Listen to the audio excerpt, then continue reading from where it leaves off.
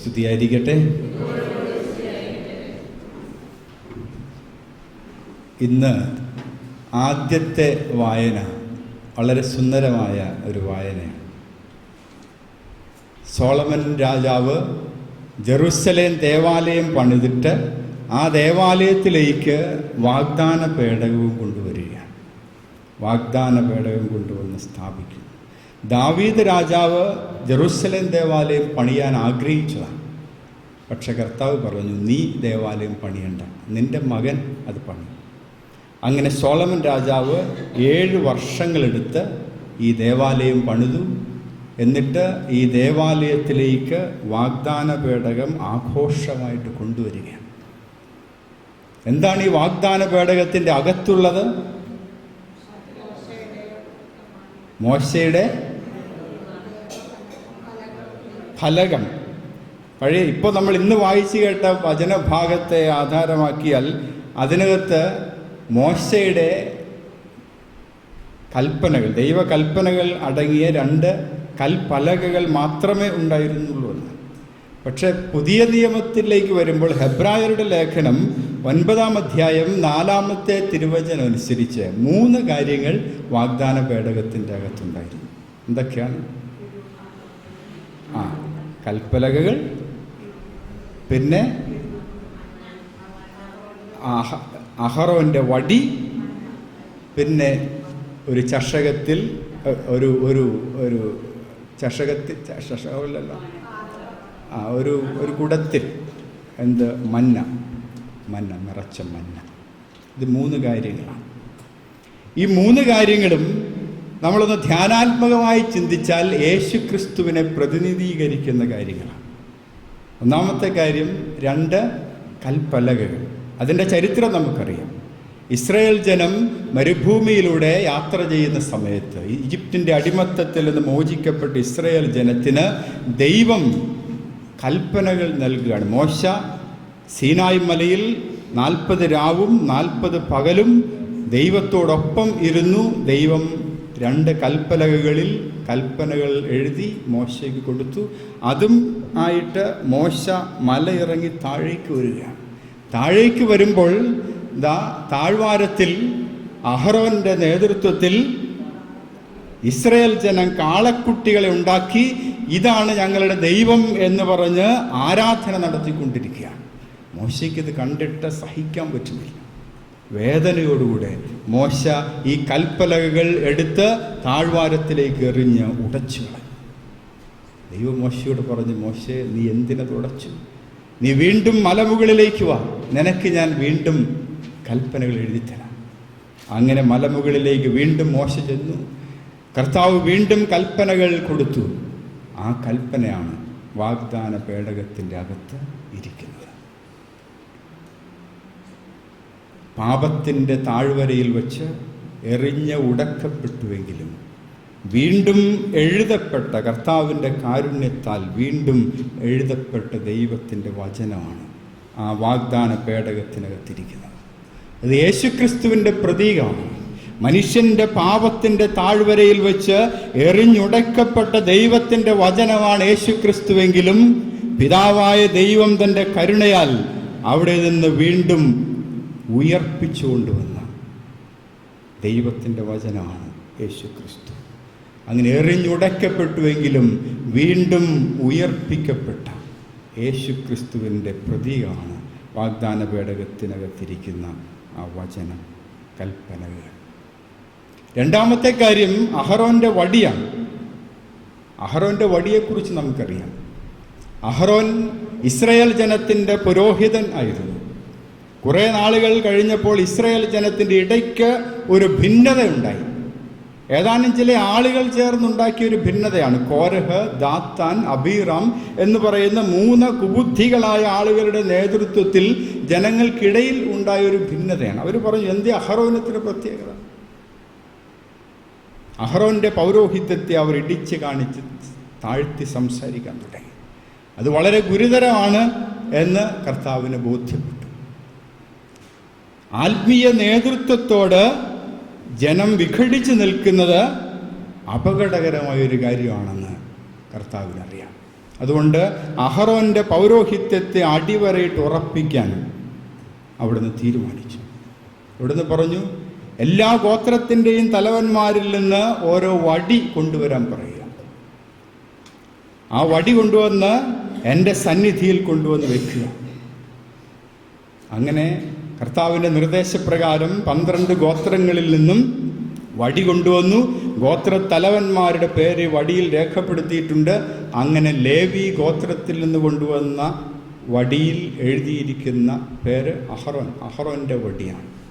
അങ്ങനെ ഈ 12 വടികളും ദൈവ സാന്നിധ്യത്തിൽ കൊണ്ടുവന്ന് വെച്ചു. പിറ്റേ ദിവസമാണ് ടെസ്റ്റിൻ്റെ റിസൾട്ട് അറിയുന്ന ദിവസം. പിറ്റേന്ന് മോശ ഈ ദൈവ സന്നിധിയിൽ വന്ന് നോക്കിക്കഴിഞ്ഞപ്പോൾ എല്ലാ വടികളും ഉണങ്ങി കരിഞ്ഞിരിക്കുന്നു. അഹറോൻ്റെ വടി മാത്രം പൂത്ത് തളിർത്ത് ബദാം പഴങ്ങൾ കായ്ച്ചു നിൽക്കുന്നു. എല്ലാ വടികളും ഉണങ്ങി കരിഞ്ഞു പോയാലും ഒരിക്കലും ഉണങ്ങി കരിഞ്ഞു പോകാത്ത ഒരു വടിയുണ്ടെങ്കിൽ, എന്നും പച്ച പിടിച്ച് നിൽക്കുന്ന ഒരു ജീവൻ്റെ വൃക്ഷമുണ്ടെങ്കിൽ അത് യേശുക്രിസ്തു എന്ന ജീവൻ്റെ വൃക്ഷമാണ്. ആ യേശുക്രിസ്തുവിൻ്റെ പ്രതീകമാണ്, നിത്യ പൗരോഹിത്യത്തിൻ്റെ പ്രതീകമാണ് ഈ വാഗ്ദാന പേടകത്തിനകത്തിരിക്കുന്ന അഹറോൻ്റെ വടി. മൂന്നാമത്തേത് ഒരു കുടത്തിൽ നിറച്ച മന്നയാണ്. മന്ന നമുക്കറിയാം. എന്താണ് മന്ന? ഇസ്രായേൽ ജനം മരുഭൂമിയിൽ വിശന്ന് തളർന്ന് വീഴാതിരിക്കാൻ ദൈവം അവർക്ക് സ്വർഗത്തിൽ നിന്ന് കൊടുത്തൊരു ധാന്യമാണ്. എന്താണതെന്ന് ആർക്കും അറിയില്ല. ഇതുവരെ ആരും അത് കണ്ടിട്ടില്ലെന്ന് പറഞ്ഞാൽ അതിൻ്റെ അർത്ഥം എന്താണ്? അത് ഈ ഭൂമിയുടെ അപ്പമല്ല, അത് സ്വർഗത്തിൻ്റെ ധാന്യമാണ്. അതിന് ചില നിബന്ധനയുണ്ട്. അത് സ്വീകരിക്കുന്നതിന് ചില നിബന്ധനയുണ്ട്. എന്താണ് അത്? എല്ലാ ദിവസവും പ്രഭാതത്തിൽ ഇസ്രായേൽ ജനം എഴുന്നേറ്റ് അത് കളക്ട് ചെയ്യണം. ഒരു ഓമർ കളക്ട് ചെയ്യും, 4.5 ലിറ്റർ വരും. അത് കളക്ട് ചെയ്ത് അന്ന് തന്നെ അത് ഭക്ഷിച്ച് തീർത്തോളണം. പിറ്റേ ദിവസത്തേക്ക് വെക്കാൻ പാടില്ല. പിറ്റേന്നത്തേക്ക് വെച്ചാൽ അത് പൂത്ത് ചീഞ്ഞു പോകും. ഒരു എക്സെപ്ഷൻ ഉണ്ട്. അതിതാണ്, സാബത്ത് ദിവസം മന്ന കളക്ട് ചെയ്യാൻ പറ്റാത്തത് കൊണ്ട് തലേ ദിവസം ഇരട്ടി 2 ഓമർ കളക്ട് ചെയ്യാം.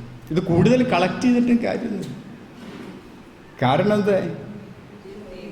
ഒരുപാട് കളക്ട് ചെയ്ത് വെച്ചാലും വീട്ടിൽ കൊണ്ടുപോയി അളന്ന് നോക്കിക്കഴിയുമ്പോൾ എത്ര ഓമർ ഉണ്ടാവുള്ളൂ? 1 ഓമർ ഉണ്ടാവുള്ളൂ. ഇനി എല്ലാവരും ആക്രാന്തം കൊണ്ട് എടുത്തപ്പോൾ ഇത്തിരി കൂടിപ്പോയി, എനിക്കിത്തിരി കുറഞ്ഞും പോയാലും കുഴപ്പമില്ല. കൂടാരത്തിൽ ചെന്ന് അളന്ന് നോക്കിയാൽ എത്ര ഉണ്ടാവും? 1 ഓമർ ഉണ്ടാവും. അതുകൊണ്ട് അത്രേ കിട്ടുള്ളൂ. കിട്ടുന്നത് മുഴുവനും അന്നത്തിന് തീർത്തോളാം. അപ്പോൾ മന്ന കേടുകൂടാതിരിക്കുന്ന മാക്സിമം ദിവസം എത്രയാണ്? 2 ദിവസമാണ്. 2 ദിവസം കഴിഞ്ഞാൽ അത് പൂത്ത് പുഴുത്തു പോകും. ഇവിടെ വാഗ്ദാന പേടകത്തിൻ്റെ അകത്ത് ഒരു കുടത്തിൽ നിറച്ച് കുറേ മന്ന ഇരിപ്പുണ്ട്. ഈ മന്ന പൂത്തിട്ടില്ല, പുഴുത്തിട്ടില്ല, അതിപ്പോഴും ഫ്രഷായിട്ടിരിക്കുക. എല്ലാ അപ്പവും പൂത്ത് പുഴുത്തു പോയാലും ഒരിക്കലും പൂത്ത് പുഴുത്തു പോകാത്ത ഒരു നിത്യജീവൻ്റെ അപ്പം ഉണ്ടെങ്കിൽ അത് യേശുക്രിസ്തു എന്ന ജീവൻ്റെ അപ്പമാണ്. അതാണ് ഈശോ പറഞ്ഞത്, ഞാൻ ജീവൻ്റെ അപ്പമാണ്, നിത്യമായ ജീവൻ നൽകുന്ന നിത്യമായ അപ്പമാണ്. വാഗ്ദാന പേടകത്തിൻ്റെ അകത്തിരിക്കുന്ന ഈ കാര്യങ്ങൾ യേശുക്രിസ്തുവിൻ്റെ പ്രതീകമാണ്. ഈ വാഗ്ദാന പെട്ടകവും കൊണ്ട് സോളമൻ രാജാവ് ദേവാലയത്തിലേക്ക് വന്ന് അതവിടെ പ്രതിഷ്ഠിക്കുകയാണ്. ഇത് വായിച്ചു കഴിഞ്ഞപ്പോൾ എനിക്ക് ഈ പരിശുദ്ധ കുർബാനയുമായിട്ട് വലിയൊരു സാമ്യം തോന്നി. നമ്മളെല്ലാം ദൈവാലയമാണ് എന്നാണ് പുതിയ നിയമം നമ്മെ പഠിപ്പിക്കുന്നത്. നമ്മളെല്ലാം ദൈവാലയങ്ങളാണ്. നമ്മുടെ ദൈവാലയത്തിലേക്ക് ഈ വാഗ്ദാന പേടകവും കൊണ്ട് വരുന്ന സമയമാണ് ഏത്? ഈ പരിശുദ്ധ കുർബാന. യേശുക്രിസ്തുവിനെ നിന്റെ അകത്തേക്ക്, ഈ ദേവാലയത്തിൻ്റെ അകത്തേക്ക് പ്രതിഷ്ഠിക്കുന്ന വളരെ സുന്ദരമായ ഒരു സമയമാണ് ഈ പരിശുദ്ധ കുർബാനയുടെ സമയം. ഹല്ലേലൂയ, യേശുവേ നന്ദി. അപ്പം ഇന്ന് ഈ പരിശുദ്ധ കുർബാന അർപ്പിക്കുമ്പോൾ, പരിശുദ്ധ കുർബാന സ്വീകരിക്കുമ്പോൾ നമ്മൾ ഓർക്കേണ്ട ഒരു കാര്യം, എൻ്റെ ദേവാലയത്തിലേക്ക് യേശുക്രിസ്തുവിനെ ഞാൻ പ്രതിഷ്ഠിക്കുക. യേശുക്രിസ്തു നിൻ്റെ ശരീരത്തിൽ ഉണ്ട്. നമ്മളെല്ലാവരും ഈ ക്രിസ്തുവിൻ്റെ ആലയമാണ്, പരിശുദ്ധാത്മാവിൻ്റെ ആലയമാണ്, ദൈവത്തിൻ്റെ ആലയമാണ്. വിശുദ്ധ ഇഗ്നേഷ്യസ് പറയുന്നൊരു കാര്യമുണ്ട്. ഇഗ്നേഷ്യസ് പറയുന്നു, ഇഗ്നേഷ്യസ് എന്നാണ് പേരെങ്കിലും അദ്ദേഹം അറിയപ്പെടാൻ ആഗ്രഹിച്ച പേര് തെയോഫ്രസ് എന്നാണ്. തെയോഫ്രസ്. എന്താണ് തെയോഫ്രസ് എന്ന് വിളിക്കപ്പെടാൻ ആഗ്രഹിക്കുന്നത് എന്ന് ചോദിച്ചാൽ ഇഗ്നേഷ്യസ് പറയും, ദൈവം എൻ്റെ ഉള്ളിൽ വസിക്കുന്നത് കൊണ്ട് ഞാൻ തെയോഫ്രസാണ്. ഞാൻ തെയോഫ്രസാണ്. തെയോഫ്രസിൻ്റെ അർത്ഥം ഇതാണ്, ദൈവത്തെ സംവഹിക്കുന്നവൻ. അതാണ് തെയോഫ്രസിൻ്റെ അർത്ഥം. നമ്മളെല്ലാവരും തെയോഫ്രസാണ്, ദൈവത്തെ സംവഹിക്കുന്ന ആളുകളാണ്. യേശുക്രിസ്തുവിൻ്റെ സാന്നിധ്യം നമ്മുടെ അകത്ത് ഉണ്ട്. ഇന്ന് ഈ സുവിശേഷം വായിച്ചു കഴിഞ്ഞപ്പോൾ അവിടെ ഈശോയെ സ്പർശിക്കാൻ എല്ലാവരും ആഗ്രഹിച്ചു, സ്പർശിച്ചവരെല്ലാവരും സുഖപ്പെട്ടു എന്ന് പറഞ്ഞു. ഈശോ ഈ ഭൂമിയിൽ ജീവിച്ച സമയത്ത് ഈശോയെ തൊടാനുള്ള ഭാഗ്യം ആളുകൾക്ക് കിട്ടി. പക്ഷെ നമുക്കതിനേക്കാളും എത്രയോ വലിയ ഭാഗ്യമാണ് കിട്ടിയിരിക്കുന്നത്. തൊടാനുള്ള ഭാഗ്യം മാത്രമല്ല, ഈശോയെ എൻ്റെ ഉള്ളിലേക്ക് എടുത്തു വെക്കാനുള്ള ഭാഗ്യം.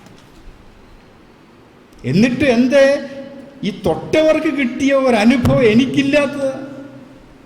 ഈ തൊട്ടവർക്ക് കിട്ടിയ അനുഭവം എന്താ എനിക്കിപ്പോൾ കിട്ടാത്തത്?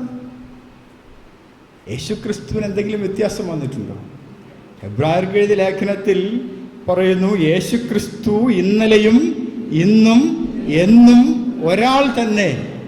യേശുക്രിസ്തുവിന് ഒരു വ്യത്യാസവും സംഭവിച്ചിട്ടില്ല. യേശുക്രിസ്തു എൻ്റെ ഉള്ളിലേക്ക് ഇന്ന് കടന്നു വന്നിട്ടും ഈ തൊട്ടവർക്ക് കിട്ടിയ അനുഭവം എനിക്ക് കിട്ടുന്നില്ലെങ്കിൽ അതിൻ്റെ അർത്ഥം എൻ്റെ വിശ്വാസം ഇനിയും ആഴപ്പെടേണ്ടതുണ്ട്. യേശുക്രിസ്തു എൻ്റെ ഉള്ളിലേക്ക് വന്നു കഴിയുമ്പോൾ ക്രിസ്തു മാത്രമാണോ വരുന്നത്?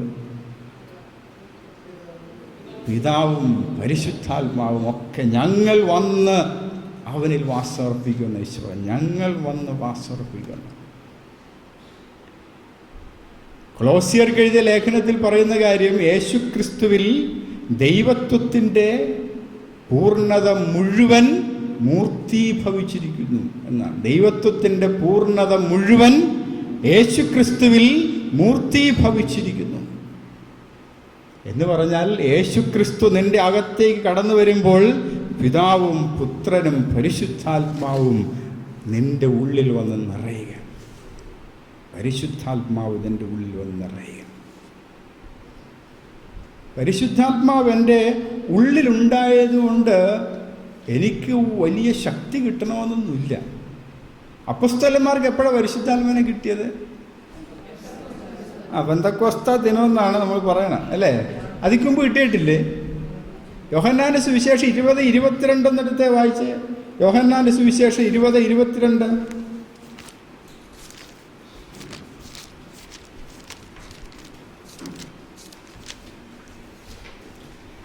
ഇത് പറഞ്ഞിട്ട് ഈശോ ശിഷ്യന്മാർക്ക് ഉത്ഥാനത്തിന് ശേഷം പ്രത്യക്ഷപ്പെടുകയാണ്. ഇത് പറഞ്ഞിട്ട് അവരുടെ മേൽ വിശ്വസിച്ചുകൊണ്ട് അവരോട് അവൻ അരുളി ചെയ്തു, നിങ്ങൾ പരിശുദ്ധാത്മാവിനെ സ്വീകരിക്കുവിൻ. നിങ്ങൾ പരിശുദ്ധാത്മാവിനെ സ്വീകരിക്കുവിൻ. പക്ഷെ അപ്പോസ്തലന്മാർക്ക് ശക്തി ഉണർന്നത് എപ്പോഴാണ്? പെന്തക്കോസ്ത ദിനത്തിൽ പ്രാർത്ഥനാപൂർവം പരിശുദ്ധ അമ്മയോട് ചേർന്നിരുന്ന് ദിനരാത്രങ്ങൾ പ്രാർത്ഥിച്ചാണ് ഈ ആത്മാവിൻ്റെ അഭിഷേകം ജ്വലിക്കുന്നത്. നിന്റെ അകത്ത് പരിശുദ്ധാത്മാവുണ്ട്, പക്ഷെ അത് ജ്വലിക്കുന്നില്ല. അതാ പ്രശ്നം. ജ്വലിക്കുന്നില്ല. പരിശുദ്ധാത്മാവ് ജ്വലിക്കണമെങ്കിൽ ഈ പ്രാർത്ഥനാപൂർവം ദിനരാത്രങ്ങൾ പരിശുദ്ധ അമ്മയോടുകൂടെ അപ്പസ്തോലന്മാർ ചെലവഴിച്ചതുപോലെ നീ പ്രാർത്ഥനാപൂർവം തപസ്സിരിക്കുമ്പോഴാണ് നിന്റെ അകത്ത് പരിശുദ്ധാത്മാവ് ജ്വലിക്കാൻ പോകുന്നത്. പരിശുദ്ധാത്മാവ് ഇല്ലാത്തവരാണ് ഇരിക്കുന്നതൊക്കെ. എല്ലാവരിലും പരിശുദ്ധാത്മാവുണ്ട്, ഒരു സംശയം വേണ്ട. മാമോദീസ എന്ന കൂദാശ സ്വീകരിച്ചപ്പോൾ തന്നെ പരിശുദ്ധാത്മാവിനെ കിട്ടിയിട്ടുണ്ട്. സ്ഥൈര്യലേപനം എന്ന കൂദാശ സ്വീകരിച്ചപ്പോൾ പരിശുദ്ധാത്മാവിൻ്റെ പൂർണ്ണത കിട്ടിയിട്ടുണ്ട്. പരിശുദ്ധാത്മാവ് നിങ്ങളിൽ വന്ന് കൂടുതൽ ശക്തമായി നിറഞ്ഞിട്ടുണ്ട്. പക്ഷെ എന്നിട്ടും ഒരു ജ്വലന ഇല്ലെങ്കിൽ അതിൻ്റെ അർത്ഥം ഇനിയും നമുക്ക് തപസ്സിരിക്കാനുണ്ട്, ഇനിയും നമുക്ക് പ്രാർത്ഥനാപൂർവം ഈ ജ്വലനത്തിന് വേണ്ടി കാത്തിരിക്കാനുണ്ട്. അപ്പം നമ്മൾ ശരിക്കും പ്രാർത്ഥിക്കേണ്ടത് എന്തിനു വേണ്ടിയാണ്? പരിശുദ്ധാത്മാവിൻ്റെ അഭിഷേകം നമ്മിൽ ജ്വലിക്കാൻ വേണ്ടി പ്രാർത്ഥിക്കണം. പരിശുദ്ധാത്മാവിൻ്റെ അഭിഷേകം നമ്മിൽ ജ്വലിക്കാൻ വേണ്ടി പ്രാർത്ഥിക്കണം. കുട്ടികൾ ഉത്സവത്തിന് പോകുമ്പോഴേക്കും കുട്ടികൾ മാതാപിതാക്കന്മാരോട് പറയുന്നൊരു കാര്യമുണ്ട്, എനിക്ക് കളിപ്പാട്ടം വേണം, എനിക്ക് ബലൂൺ വേണം, മിഠായി വേണം എന്നൊക്കെ പറയും. അത് കിട്ടിക്കഴിഞ്ഞാൽ അവർ തൃപ്തരാണ്, അവർക്ക് വേറെ പിന്നെ ഒന്നും വേണമെന്നില്ല. നമ്മൾ അതുപോലെ ഈ കളിപ്പാട്ടത്തിന് വേണ്ടി, ബലൂണിന് വേണ്ടി, മിഠായിക്ക് വേണ്ടി പ്രാർത്ഥിക്കുന്ന കുഞ്ഞുങ്ങളെപ്പോലെ ആകരുത്. നിസാരമായ കുറേ കാര്യങ്ങൾക്ക് വേണ്ടി പ്രാർത്ഥിക്കേണ്ടതിന് വേണ്ടി പ്രാർത്ഥിക്കാൻ നമ്മൾ മറന്നു പോകുന്നു. പരിശുദ്ധാത്മാവിൻ്റെ അഭിഷേകം എന്നിൽ ജ്വലിക്കാൻ വേണ്ടി നമ്മൾ പ്രാർത്ഥിക്കണം. പരിശുദ്ധാത്മാവ് നമ്മിൽ വന്നു കഴിഞ്ഞാൽ നമുക്ക് ഇരട്ടി ശക്തിയാണ്. പരിശുദ്ധാത്മാവിനെ കുറിച്ച് ഈശോ പറഞ്ഞെന്താണ്? പരിശുദ്ധാത്മാവ് നിങ്ങളുടെ സഹായകനാണ് എന്ന് പറഞ്ഞു. സഹായകനാണ്. നമ്മൾ ധ്യാനം കഴിഞ്ഞ് കഴിയുമ്പോൾ പലരും പല തീരുമാനം എടുക്കും. ഞാൻ ഇന്നു മുതൽ ഇങ്ങനെയൊക്കെ ജീവിക്കും, അതുപേക്ഷിക്കും, ഇതുപേക്ഷിക്കും, വിശുദ്ധിയിൽ ജീവിക്കും എന്നൊക്കെ പറയും. ഒരാഴ്ച പിടിച്ചേക്കും, ചിലപ്പോൾ 2 ആഴ്ച പിടിച്ചേക്കും, ചിലപ്പോൾ 3 ആഴ്ച പിടിച്ചേക്കും, ചിലർ 1 കൊല്ലമൊക്കെ പിടിച്ചു നിൽക്കും. അത് കഴിയുമ്പോൾ തലകുത്തി വീഴും. എന്തേ കാരണം? ഒറ്റയ്ക്ക് എടുക്കാൻ പറ്റാത്തത് ഒറ്റയ്ക്ക് എടുക്കാൻ നോക്കുകയാണ്. ഈശോ പറഞ്ഞു, നിങ്ങൾക്ക് ഒരു സഹായകനെ ആവശ്യമുണ്ട്, ഞാൻ നിങ്ങൾക്കൊരു സഹായകനെ തരും, അവൻ നിങ്ങളെ സഹായിക്കും. കൽപ്പനകൾ പാലിക്കാനും വിശുദ്ധിയിൽ ജീവിക്കാനും ഒക്കെ പരിശുദ്ധാത്മാവ് നിങ്ങളെ സഹായിക്കും. അവൻ്റെ സഹായം ഇല്ലാതെ നിങ്ങൾക്ക് ഒന്നും ചെയ്യാൻ സാധ്യമല്ല. പരിശുദ്ധാത്മാവിനെ കുറിച്ച് വിശുദ്ധ ഗ്രന്ഥം പറയുന്ന ഒരു പ്രതീകം ദൈവത്തിൻ്റെ കരം എന്നാണ്. ദൈവത്തിൻ്റെ കരം എന്നാണ്. സത്യത്തിൽ നമ്മളൊക്കെ ഈ കയ്യുറയാണ്, ഗ്ലൗസാണ്. ഈ ഗ്ലൗസ് എടുത്തിട്ട് ഈ ഗ്ലൗസിനോട് പോയി ഒരു ഗ്ലാസ് ചായ എടുത്തുകൊണ്ട് വരാൻ പറഞ്ഞു കഴിഞ്ഞാൽ ഈ ഗ്ലൗസ് എടുത്തുകൊണ്ട് വരും. ഗ്ലൗസ് ഇങ്ങനെ തളർന്നൊടിഞ്ഞ് കിടക്കുകയുള്ളൂ. ഗ്ലൗസിന് ഈ പറഞ്ഞ കാര്യം ചെയ്യാൻ പറ്റണമെങ്കിൽ എന്ത് വേണം? അതിൻ്റെ അകത്തേക്ക് ഒരു കരം അങ്ങോട്ട് ചെല്ലാം. ഈ കരം അങ്ങ് ചെന്ന് കഴിഞ്ഞാൽ പിന്നെ ഗ്ലൗസിന് പവറാണ്. പിന്നെ ഗ്ലൗസ് പറഞ്ഞത് ചെയ്തിരിക്കും. ഹല്ലേലൂയ, യേശുവേ നന്ദി. പരിശുദ്ധാത്മാവ് ദൈവത്തിൻ്റെ കരമാണ്, ദൈവത്തിൻ്റെ വലത്ത് കരമാണ് എന്ന് വചനം പറയും. ആ കരം എൻ്റെ ഗ്ലൗസിൻ്റെ അകത്തേക്ക് കയറാത്തിടത്തോളം കാലം, പരിശുദ്ധാത്മാവിൻ്റെ അഭിഷേകമെന്നിൽ ജ്വലിക്കാത്തിടത്തോളം കാലം എനിക്കൊന്നും ചെയ്യാൻ പറ്റില്ല. ഒരു ക്രിസ്ത്യാനിയെ സംബന്ധിച്ചിടത്തോളം പരിശുദ്ധാത്മാവ് ഒരു ഓപ്ഷൻ അല്ലെന്ന് പറയും. ഒരു ഓപ്ഷൻ അല്ലെന്ന് പറഞ്ഞു കഴിഞ്ഞാൽ ഒരു കാറ് വാങ്ങിക്കാൻ പോകുമ്പോൾ ചോദിക്കുകയാണ്, നിനക്ക് കാറിന് AC വേണോ എന്ന് ചോദിക്കും. വേണമെങ്കിൽ ആകാം, ഇല്ലെങ്കിലും കുഴപ്പമില്ല. നിനക്ക് കാറിന് പവർ വിൻഡോസ് വേണോ എന്ന് ചോദിച്ചു കഴിഞ്ഞാൽ പറയും വേണമെങ്കിൽ ആകാം, ഇല്ലെങ്കിലും കുഴപ്പമില്ല. കാറിന് എൻജിൻ വേണോ എന്ന് ചോദിച്ചു കഴിഞ്ഞാൽ എന്ത് പറയും? വേണം. കാരണം എൻജിനാണ് കാറിനെ ഓടിക്കുന്നത്. എൻജിൻ ഇല്ലെങ്കിൽ കാറല്ല. പരിശുദ്ധാത്മാവ് നിനക്ക് വേണമെങ്കിലാകാം, ഇല്ലെങ്കിലും കുഴപ്പമില്ല എന്ന് പറഞ്ഞ് മാറ്റിവെക്കാവുന്ന ഒരു ഓപ്ഷൻ അല്ല. പരിശുദ്ധാത്മാവ് നിന്നെ ഓടിച്ചുകൊണ്ട് പോകുന്ന ദൈവത്തിൻ്റെ എൻജിനാണ്. ആ എൻജിൻ നിന്നിൽ ശക്തമായിട്ട് പ്രവർത്തിക്കണം. എൻജിനൊക്കെ ഫിറ്റ് ചെയ്തിട്ടുണ്ട്, പക്ഷെ അത് പ്രവർത്തിക്കാനായിട്ട് നമ്മൾ അനുവദിച്ചിട്ടില്ലെന്നുള്ളത്. അതുകൊണ്ട് പരിശുദ്ധാത്മാവിന് വേണ്ടിയിട്ട് ശക്തമായിട്ട് പ്രാർത്ഥിക്കണം. നമ്മൾ സോളമൻ ദേവാലയം പണിതെന്നൊക്കെ പറഞ്ഞല്ലോ. കുറേ കാലം കഴിഞ്ഞ് കഴിഞ്ഞപ്പോൾ സോളമൻ അവൻ്റെ വഴിക്ക് പോയി. അവൻ ആദ്യം നന്നായിട്ട് തുടങ്ങിയവനാണ് സോളമൻ, പക്ഷേ ആത്മാവിൽ തുടങ്ങി ശരീരത്തിൽ അവസാനിപ്പിച്ചു എന്ന് പറഞ്ഞ പോലെ അവൻ ജഡികമായ വഴിക്ക് പോയി. അവൻ്റെ പിന്നാലെ വന്നവരും ജഡികമായ വഴിക്ക് പോയി. അവസാനം ഈ ദേവാലയം ബാബിലോൺകാർ 587 തകർത്തു. അതോടുകൂടെ വാഗ്ദാന പേടകം അപ്രത്യക്ഷമായി. എവിടെ പോയി എന്നൊരു പിടിപാടുമില്ല. വാഗ്ദാന പേടകം പോയി.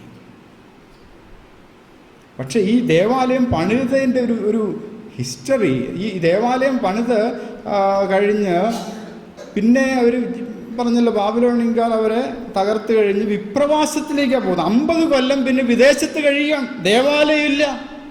ദേവാലയമില്ല, ദൈവ സാന്നിധ്യം അനുഭവിക്കാൻ പറ്റുന്നില്ല. 50 കൊല്ലം അവർ വിപ്രവാസത്തിൽ കഴിയുകയാണ്. 50 കൊല്ലം കഴിഞ്ഞ് സ്വാതന്ത്ര്യം കിട്ടി. സെറുബാബേലിൻ്റെ നേതൃത്വത്തിൽ ഒരു ഗണം ആളുകൾ ജെറുസലേമിലേക്ക് തിരികെ വന്നു. ജെറുസലേം ദേവാലയം വീണ്ടും പണിയാൻ നോക്കുമ്പോൾ അത്രയ്ക്ക് എളുപ്പമല്ല. പണ്ട് സോളമന് എളുപ്പമായിരുന്നു, അധികാരം ഉണ്ടായിരുന്നു, പണം ഉണ്ടായിരുന്നു, പണിയെടുക്കാൻ ആളുണ്ടായിരുന്നു, സാഹചര്യങ്ങളൊക്കെ അനുകൂലമായിരുന്നു. അതുകൊണ്ട് അവൻ എളുപ്പത്തിൽ അത് പണിയാൻ പറ്റി. പക്ഷെ ഇപ്പോൾ പണിയാൻ തുടങ്ങിയിട്ട് സമ്പത്തില്ല, അധികാരമില്ല, ആളുകളില്ല, മാത്രമല്ല ശത്രുക്കളുടെ നിരന്തരമായ ആക്രമണം. അങ്ങനെ ദേവാലയം പണിയാൻ വിഷമിച്ച് നിൽക്കുന്ന സെറുബാബേലിൻ്റെ അടുത്തേക്ക് സഖറിയ പ്രവാചകൻ വന്നിട്ടൊരു ആത്മബലം നൽകുകയാണ്. സഖറിയ പറയുന്നത്, നമ്മൾ പാടുന്നൊരു പാട്ടുണ്ട്, സൈന്യബലത്താലല്ല. ഇത് ആരോട് പറഞ്ഞതാണ്? സെറുബാബേലിനോട് പറഞ്ഞതാണ്. ദേവാലയം പണിയാനായിട്ട് വിഷമിച്ച് നിൽക്കുന്ന സെറുബാബേലിനോട് പറഞ്ഞതാണ്, നീ വിഷമിക്കേണ്ട, നീ ഇവിടെ വന്നിരിക്കുന്ന ജെറുസലേം ദേവാലയം പണിയാൻ വേണ്ടി നീ അത് പൂർത്തീകരിക്കും. സൈന്യബലം കൊണ്ടല്ല, കരബലം കൊണ്ടല്ല, ദൈവത്തിൻ്റെ ആത്മാവിനാൽ. ഹല്ലേലൂയ. യേശുവേ നന്ദി, യേശുവേ സ്തുതി. നീ ദേവാലയം പണിയാൻ പോകുന്നത് ദൈവത്തിൻ്റെ ആത്മാവിൻ്റെ ശക്തിയാണ്. നിന്നെക്കൊണ്ടൊന്നും സാധ്യമല്ല. അതുകൊണ്ട് എൻ്റെ പ്രിയപ്പെട്ട സഹോദരങ്ങൾ, ഇന്ന് നമ്മൾ പ്രാർത്ഥിക്കേണ്ടത് എന്തിനു വേണ്ടിയാണ്? ഈ പരിശുദ്ധാത്മാവിൻ്റെ അഭിഷേകം നമ്മൾ ജ്വലിക്കാൻ വേണ്ടിയാണ്. ആത്മാവ് നമ്മുടെ ഉള്ളിലുണ്ട്. പല കാരണങ്ങൾ കൊണ്ട് അത് നിർവീര്യമായി പോകുന്നു. അതിനുള്ള കാരണങ്ങളെക്കുറിച്ചൊക്കെ ബ്രദർ പറഞ്ഞുകൊണ്ടിരിക്കുകയാണ്. നമ്മൾ നിർവീര്യമായി പോകുന്നു. ഈ നിർവീര്യമാക്കുന്ന ഘടകങ്ങളൊക്കെ ഉപേക്ഷിച്ച് ഈ പരിശുദ്ധാത്മാവിൻ്റെ അഭിഷേകം നമ്മിൽ ജ്വലിപ്പിക്കാൻ കർത്താവെ അനുഗ്രഹിക്കണമേ എന്ന് ആത്മാർത്ഥമായിട്ട് ഈ ബലിയിൽ നമുക്ക് പ്രാർത്ഥിക്കാം. ഈശോ നമ്മുടെ ഉള്ളിലേക്ക് വരുന്ന സമയമാണ്. ഈ ദേവാലയത്തിൻ്റെ അകത്തേക്ക് വാഗ്ദാന പേടകം കടന്നു വരുന്ന സമയമാണ്. നമുക്ക് ആത്മാർത്ഥമായിട്ട് പ്രാർത്ഥിക്കാം. ഒരു നിമിഷം കണ്ണുകളടച്ച്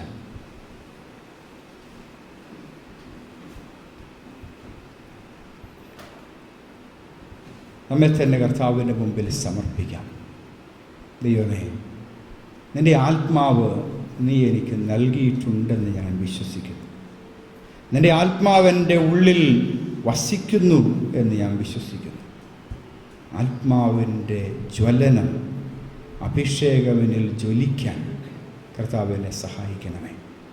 എന്നിൽ പ്രതിബന്ധമായി നിൽക്കുന്ന എല്ലാ കാര്യങ്ങളും നീ എടുത്തു മാറ്റി നിൻ്റെ ആത്മാവിൻ്റെ ശക്തി എന്നിൽ വെളിപ്പെടാൻ ഇടയാക്കണമേ. കാഴ്ചവെപ്പ് കാണും.